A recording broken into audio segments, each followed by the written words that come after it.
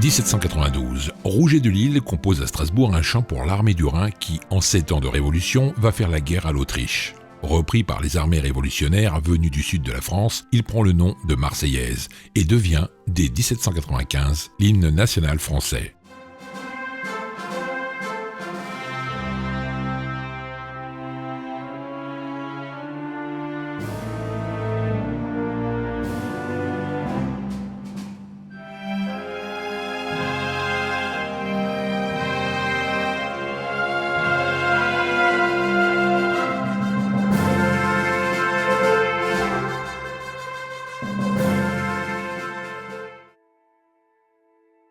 Bonjour et bienvenue sur Torah Times.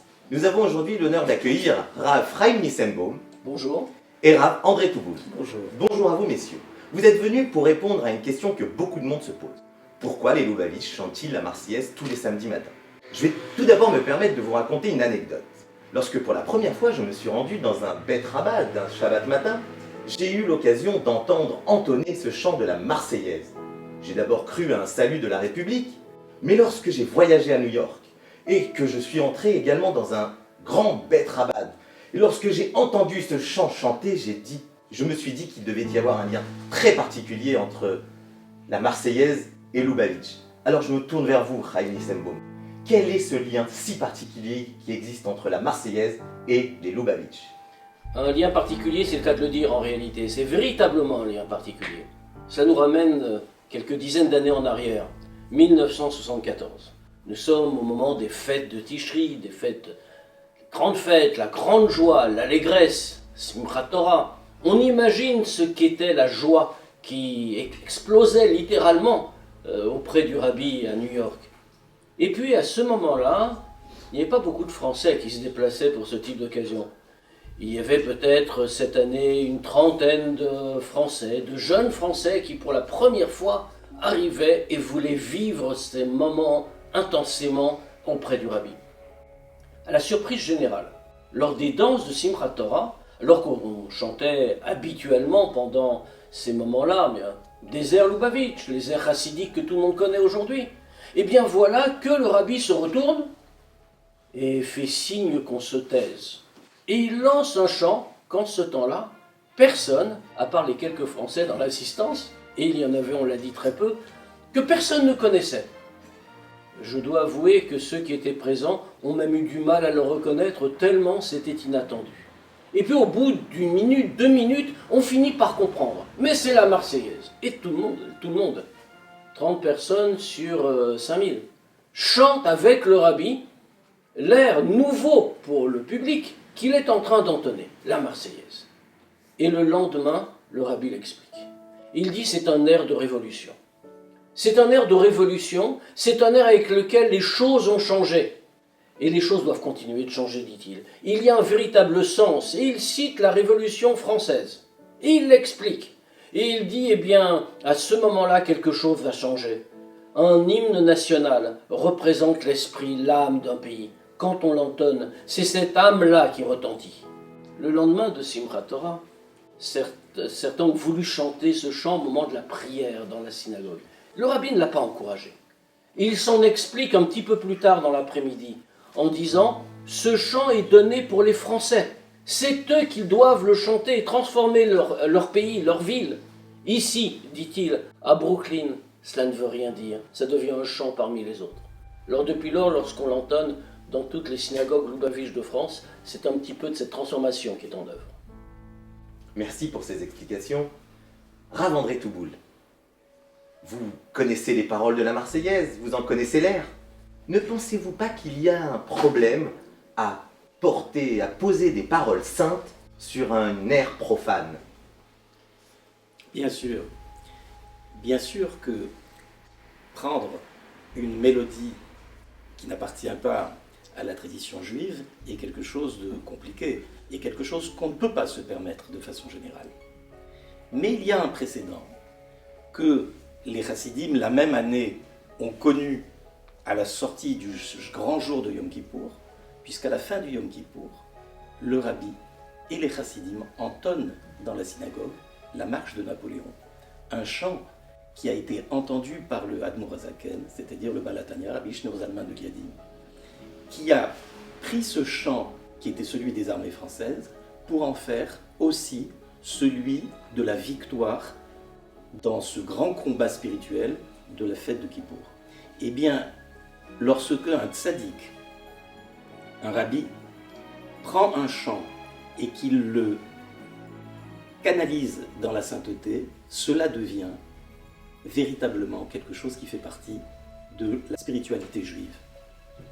Lorsque un rabbi, un tzaddik, prend un chant et qu'il l'introduit dans la liturgie comme l'a fait le rabbi, cela devient une partie intégrante de la liturgie. Merci pour ces explications. Ephraim Nissenbaum, vous citiez tout à l'heure l'année 1974. Aujourd'hui, nous sommes en 2019. Le judaïsme a profondément changé en France. Nous voyons fleurir des restaurants cachers, des écoles juives dont vous-même vous êtes acteur, et autres institutions.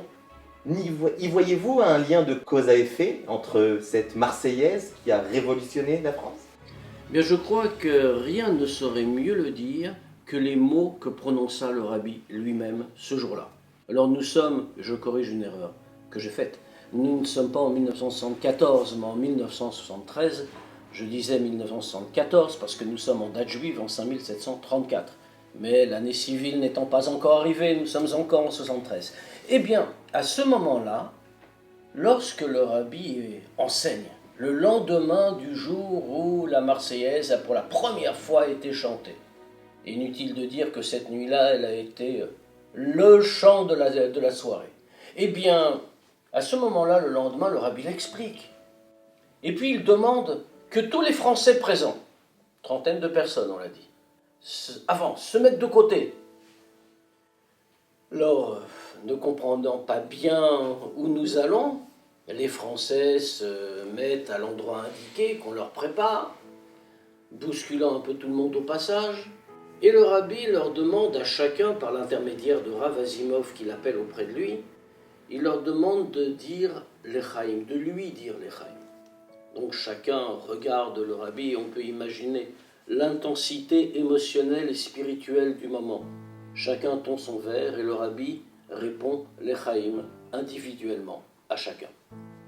Et puis devant 4000 personnes dans cette grande synagogue de 770, quand personne ne comprend rien sauf les 30 qui sont là et que personne ne connaît, eh bien le rabbi prononce quelques mots en français. Et on peut sans doute dire que ces mots restent gravés dans la mémoire collective, plus que de ceux qui l'ont entendu, de l'ensemble de la France. Le rabbi dit « C'est pour faire la révolution en France contre le Yetzer Hara », en anglais dans le texte « as soon as possible », aussi vite que possible. Et vous serez zoré, vous mériterez, d'être mes kabel, de recevoir Pnei Mashiach Tzidkenu, le Mashiach, Bekarov, bientôt. Alors dans cette phrase, essentiellement en français, avec, on l'a remarqué, un peu d'anglais et un peu d'hébreu, eh bien, on remarque quelque chose. Il y a une vraie mission qui est donnée, une vraie orientation qui est indiquée, et un vrai but à atteindre. Ce que nous voyons aujourd'hui, c'est le résultat de cette transformation profonde. Tout à coup, les choses deviennent possibles. Tout à coup, il y a de nouvelles ouvertures qui se font. Tout à coup, le judaïsme s'enracine dans ce terroir qui n'a pas été toujours très accueillant pour lui. Eh bien, ce que nous récoltons aujourd'hui, c'est sans doute les fruits que nous avons vus naître à ce moment particulier de 1973. Formidable. Si je ne me trompe, c'est la seule fois où le rabbi reprend un hymne national et demande à en changer les paroles, à un groupe d'en chanter comme Rav Chaim Nissenbaum nous l'a si bien raconté. Pour vous, André Touboul, existe-t-il ou pouvez-vous nous développer ce lien si particulier qui existe entre le rabbi et la France, et plus précisément entre le rabbi et les Juifs de France? Il y a assurément un lien très fort entre le rabbi et la France. Et ce lien a commencé lorsque, certainement, parce qu'on ne peut pas toujours expliquer les événements de la vie du rabbi, lorsque donc le Rabbi a passé 7 ans en France, de 1933 à 1940, et qu'il a évolué à une période difficile, où effectivement il y avait un certain antisémitisme, et puis assez vite les lois d'exception. Et malgré tout, le Rabbi a maintenu en France, d'une part des contacts avec l'ensemble des Juifs qui pouvaient se trouver à Paris et qui étaient souvent des réfugiés d'Europe de l'Est, et le Rabbi a eu cette force énorme qui a été d'être présent dans tous les domaines de vie communautaire à Paris. Et cela a valu cette expression extraordinaire que la rabbinite, l'épouse du Rabbi, a dit: nous avons labouré à Paris pendant ces 7 années, et au Rav Asimov et à son épouse, il vous appartient de récolter. Et donc, ce lien, c'est un lien personnel qui, me semble-t-il, explique la sollicitude exceptionnelle que le Rabbi a eue pour les jeunes étudiants qui sont venus à partir des années 70 à la rencontre du Rabbi, et pour lesquels le Rabbi a fait des choix qu'on retrouve nulle part, puisque le Rabbi a suggéré à certains de continuer leurs études alors qu'ils étaient prêts à intégrer la yeshiva, c'est-à-dire rester dans le domaine universitaire pour peut-être, certainement, faire partager leur nouvel enthousiasme pour le judaïsme. Et cette sollicitude exceptionnelle, je la vois dans plusieurs domaines, mais en particulier dans le fait que, de ma connaissance, il n'y a qu'en France que le Rabbi a validé le statut de Shaliach à des dizaines et des dizaines de membres de ce qu'il appelait le groupe, c'est-à-dire ces premières personnes de la communauté juive de France qui sont venues vers le Rabbi. Et donc, oui, ce lien est un lien très fort, et je pense qu'aujourd'hui, nous pouvons voir en France, et en particulier en région parisienne, l'énorme puissance de l'aide spirituelle que le Rabbi a apportée à la communauté, qui fait que très spontanément, le mouvement de la Teshuvah est un mouvement qui s'amplifie, et comme on l'a dit, c'est une véritable révolution qui, je l'espère, va nous conduire le plus rapidement possible à la venue de Mashiach Tzidkenu. Messieurs, il ne me reste plus qu'à vous remercier, à encourager tous ceux qui nous ont écoutés aujourd'hui à aller chanter avec force, joie et vigueur tous les Shabbatot dans les Batei Chabad les plus proches de chez vous. Merci à tous et à très bientôt pour un prochain rendez-vous. Offering his blessing to the Rebbe at this auspicious occasion.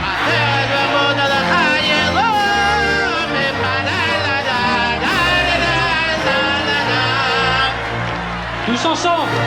Very Jansi tune from Marseille, which although for many years was the French national anthem, the Rebbe adopted it some years ago, saying that we have the opportunity to take the spirit of superiority and strength that song has and use it for a Jewish purpose, use it not just in